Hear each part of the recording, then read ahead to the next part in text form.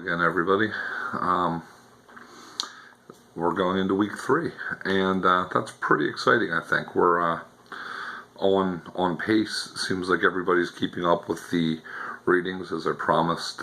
Week 1 was the tough week, where we had a lot to read. Not in terms of pages, but just in terms of the density of the material. And y'all handled that pretty well. And generally speaking, I was pretty pleased with what everybody did with Lee Eric Schmidt's book, Consumer Rights. I was actually surprised. Usually when either I've read that book and talked about it in classes that I've taken, that book was assigned in my American Studies 502 course on religion. And the funny thing was, we didn't talk about religion hardly at all when it came to that book. And I've read it in another class, I forget which one, 19th century course. But religion's usually not the dominant discussion when that book has come up for me. It's always been more about the consumer aspect of it, and consumption, production, reform issues and such, gender, domesticity, those kinds of things are the dominant topics that are always seem to be focused on more. So anyway, the fact that you all wanted to talk about religion with that was certainly not a problem. I'm always game for that conversation. But I did want to take a second and just kind of give you some of my own thoughts on it, since we're done with the book and we're moving on. The reason that I use this book is because oftentimes it seems to me that history and American studies and cultural studies in general, we tend to sort of ghettoize certain topics. We segregate them off, we separate them out. And I think Schmidt does a great job of bringing to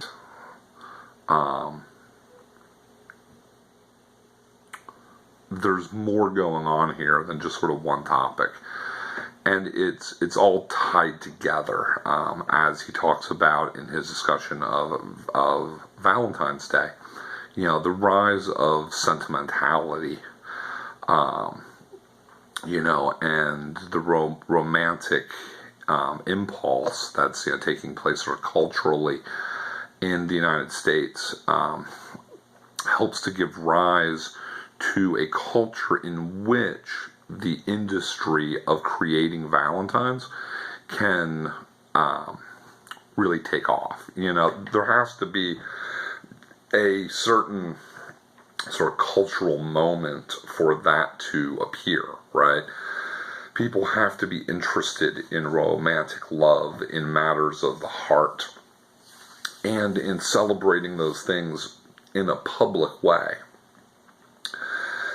That's opposed, you think about the Enlightenment and its emphasis on the head and on reason, and then you think about the emphasis that the Romantic period in the early 19th to the mid-19th century places on matters of the heart, on feelings, on instinct, on emotion. It's all tied together with this sort of cultural moment there, right? So that's just something that I thought was worth bringing out in his methods, is that he is seeing things whole. And when I took theory and method with Dr. Bronner years ago, that was something that he talked about a lot, was that the mission that we are on here as American Studies scholars is to see things whole, to see the big picture, not just to look at history purely, but to connect history and politics and economics and folklore and anthropology and all of that. So anyway, thought that was a neat aspect, the way that it all kind of ties in there. And then I'm really into the gendered aspects of what this book's got going for it. The way that when I teach, U.S. history during this time period, one of the questions always comes up is sort of, what's going on in the run-up to the Seneca Falls Convention, and then post that convention, post sort of suffrage really becoming a major, talking point in American politics and American culture. And some of it, we have to remember that, there are certainly going to be those, key figures like Elizabeth Cady Stanton and Susan B. Anthony and such. Okay, fine. You're going to have that, no question, major players, not taking away anything from those folks. But on an individual level, suffrage and women's expanding authority plays out in the home and in the domestic sphere, typically. And one of the ways that we can see that is women taking an increasing role in leading the family in that domestic sphere. And part of what's going to give them authority to do that is their control over things like festivals and celebrations and rituals of this sort. And of course that does tie into religion, which a lot of you, kind of picked up on and such. That there is this sort of sentimental Christianity, this notion of women as maybe a holier type of creature than men, and that their purpose is to bring that sort of holiness into men's lives. And one way, again, of doing that is taking a holiday like, say, Christmas, which used to be mixed up with New Year's and a lot of raucous, drunken, vulgar festivity, and bringing it into the safe space of the domestic square, right? So, all of that is to say, Schmidt's book, very, very good. I highly recommend his other work, too. And there are other scholars who do works like this and look at things this way. And certainly if that's something that you're interested in, I strongly recommend courses in women's history. This is a major topic there. If you want to go back into the colonial period, one of my favorite authors is Laurel Thatcher Ulrich, who wrote The Midwife's Tale, which is based on the diary of Martha Ballard. And it is a really good book, using primary sources, in this case, Martha Ballard's story, her journals and such. Also, Good Wives, Image and Reality in the Lives of Women in Colonial New England, I think is what it's called. It's called Good Wives. Very, very good book on colonial New England, 1650 to 1750, and dealing with women's roles there and such, and ways in which women were engaged not just in the domestic chores that we think of, but she reframes these domestic chores as acts of production and consumption. Trade with the farm next door is a way for women to take authority, to take power, and to demonstrate agency. And that's a great way, I think, of kind of reframing the conversation and really having us use stuff that we've been talking about for years in a new way. Now, Laurel Thatcher Ulrich's work is a little bit older. If I remember correctly, I think her stuff was published mostly in the 80s and in the 90s, but I'm a little bit older. So when I think of the 80s and the 90s, to me that's not ancient history, and for some of you, I'm sure that it is. So anyway, enough on that. Very quickly, I wanted to talk a little bit about what we're doing coming up with Death of a Salesman. Now this is going to be a little bit different because to this point, we've read primary documents that were written by a politician, and by preachers and such, and we talked about that. Then we read secondary scholarship by Lee Eric Schmidt, where, he gathered all of these sources and such, and then discussed them in his book. We're moving into a phase of the semester where we're going to spend the next 3 weeks reading fiction. We're going to read a play by Arthur Miller, Death of a Salesman. And then we're going to read the novel Bonfire of the Vanities. Death of a Salesman, is set in the first half of the 20th century, roughly.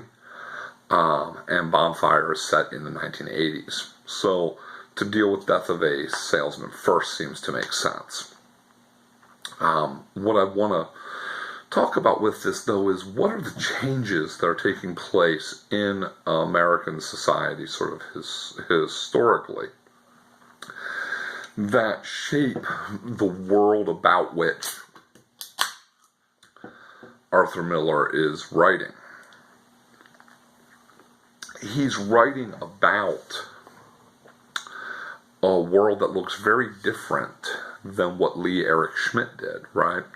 Lee Eric Schmidt's world, the merchant class is working with the artisan classes, and they are working together to sort of form American business in the 19th century, moving from the colonial to the New Republic and antebellum periods. And of course, as it goes on, he ends up talking about John Wanamaker's store and all of this. And you'll forgive me, I don't remember which of you brought this up, but someone brought up the Industrial Revolution. If you're not familiar with the general outline of the Industrial Revolution, and particularly for our purposes moving forward, the Second Industrial Revolution, what took place after the Civil War, please familiarize yourself with that. Grab, like I said, a history survey textbook and read through, okay? But, there are some major changes. And one of them, we have focused on materialism as an idea here, and we haven't focused as much on the materials themselves. And yet, in the 20th century, the materials themselves are going to be a much larger part of it. Why?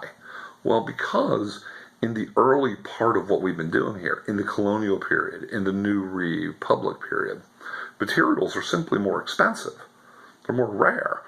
Things that you have at your house that are not consumables. Things, that aren't food. Things that are, fancy clothing, art objects, decorative arts. Those kinds of things are far more expensive, and so there's going to be far fewer of them. And the Industrial Revolution is going to change a lot of that. It is going to allow for the production of goods at a far lower endpoint price for the consumer to purchase those goods. And so you'll have a flood of cheap merchandise. I think we can all look at this today and we can see a lot of the same thing, I'm wearing a t-shirt that was probably made in, I was going to say China, but actually I guess most textiles are made in Latin America or Southeast Asia. So it was probably made in another country. I'm recording this on my phone, phone that was made in China, and if it was made in the United States, it would probably cost twice as much. I type up all of your documents on a computer that was, again, probably made in China, and as such was a lot less expensive than it would otherwise be. I remember the first PC that I ever bought was a PC that was produced in Japan, actually. This was back in the late 90s. It was $1,000 back then. I'm not adjusting for inflation or anything. It was just cost me, I think, $1,100 or $1,200 with a monitor and Microsoft Office package. So the price of goods has come down dramatically, right? And that allows us to have far more stuff, and for stuff to take a much more key role in our everyday lives. So the Second Industrial Revolution is a major part of that, and another major part of that is the rise of advertising. In the early 20th century, with photography being far more common, radio, film developing and such, There's going to be far more advertising going on telling people that they need to have certain in order to have good lives, right? That's kind of the mantra is, you must have XYZ item in order to be fulfilled. That's what we see every time I see a commercial for a new cell phone. It's going to make your life so much better. And the reality is, when I upgraded from a flip phone to a smartphone, it made my life a little bit more convenient. I would not necessarily say it made it that much better. And when I upgraded from the first smartphone that I ever owned was an HTC something or other. That phone upgraded to a Galaxy S4, I think it was. You know what? It didn't really make my life that much better. Don't think it made it better at all, to be perfectly honest. And when I upgraded from that a few years later to my Droid Turbo 2 that I use now, again, don't think it really made my life better. And in 6 months when I come up for my next upgrade cycle, will it make my life better if I get the next new big thing? Probably not.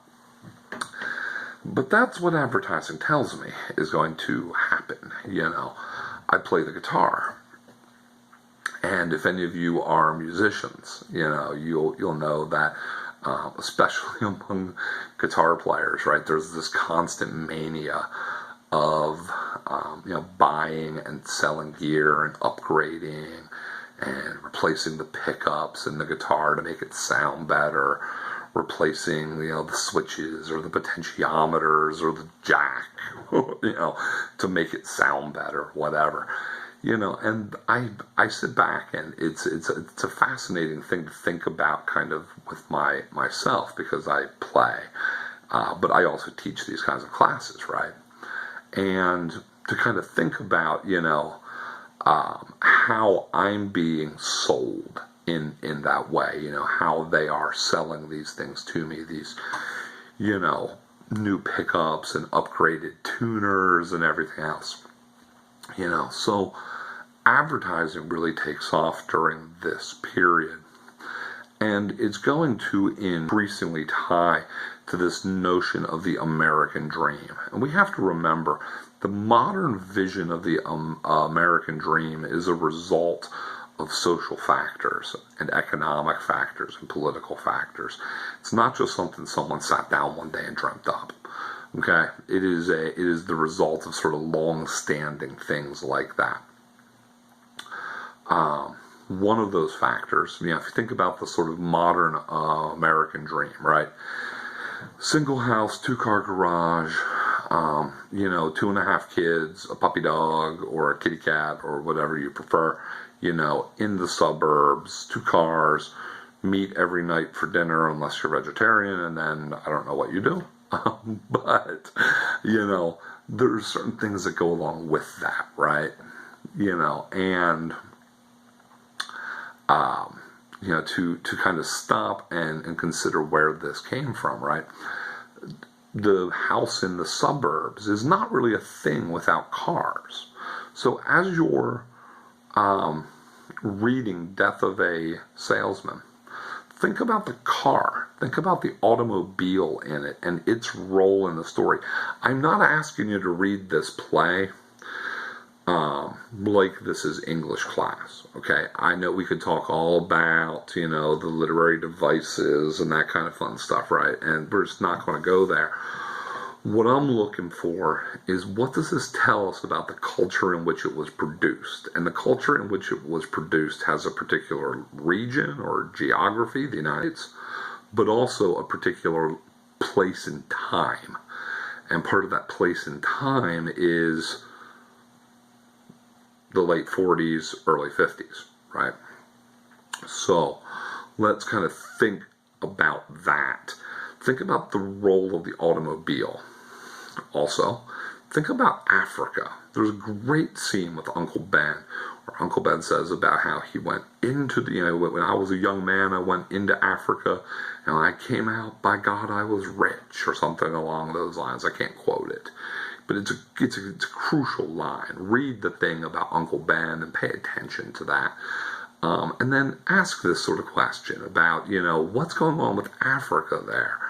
What's going on politically around the world at this point with regards to Africa?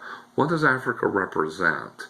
What is this thing with the dream of sort of easy wealth that we have?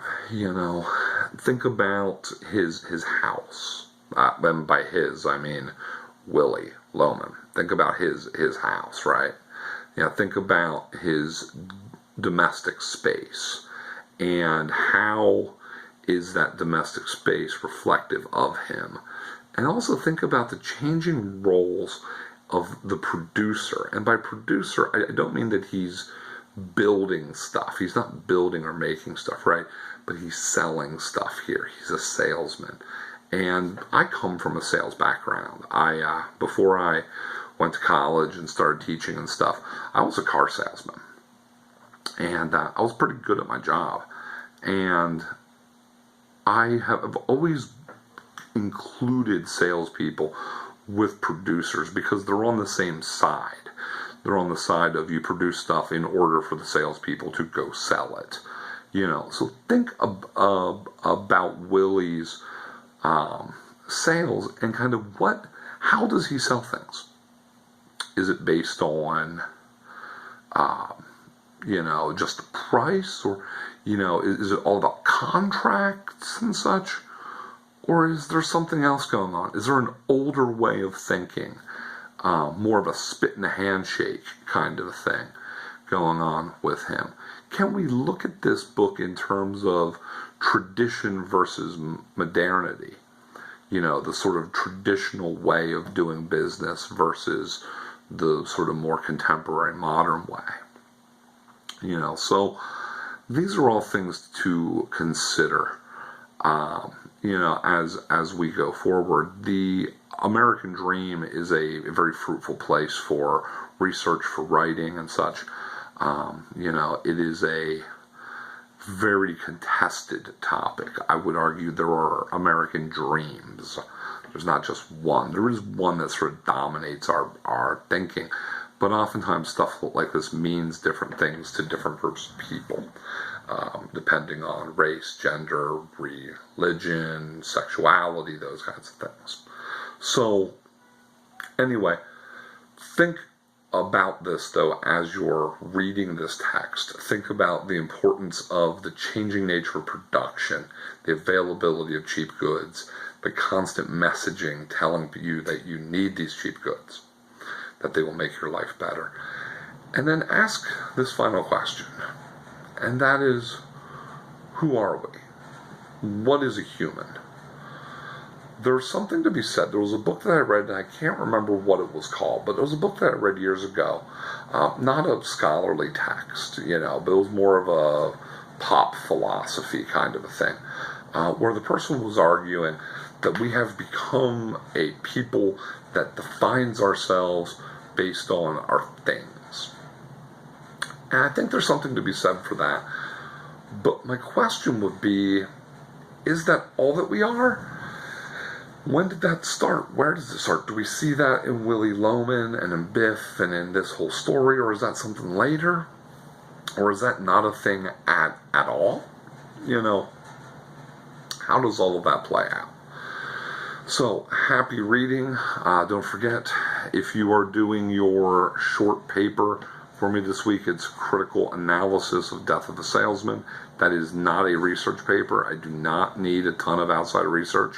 What I need is for you to read the play very carefully and for you to write my 750 words or so talking about the play and how it ties into this theme of materialism, talking about, how it ties in to American history and American culture and these kinds of things or whatever.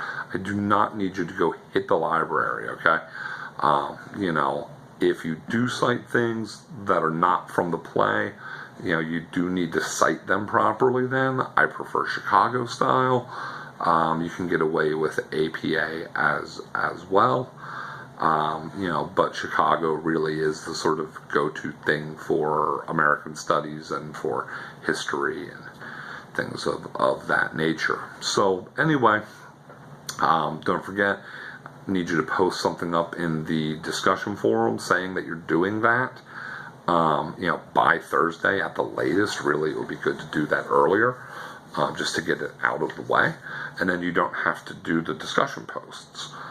If you're not doing a short paper, first discussion post is due by Thursday, reply is due by Saturday night, and we'll just kind of keep going with that sort of pattern.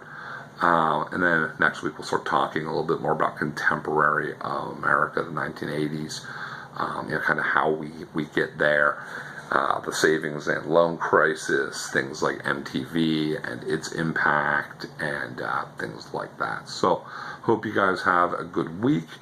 Again, feel free to get in touch with me if you need anything. If anyone is confused about anything that we're doing so far, if you're not clear on how things are going or why things are the way they are, if you have any questions, let me know. I'd like to think it's pretty clear that I'm pretty kick back when it comes to this kind of stuff. But like I said, please just get in touch with me and let me know. I don't want you waiting until the end and then going, I was confused since week 2. That's not good, okay? Kill the issues immediately. Deal with them. All right, so anyway, if you need to talk to me, you can always call, email, those kinds of things, text. Otherwise, I hope you all are doing well. And signing off for the evening. Bye-bye.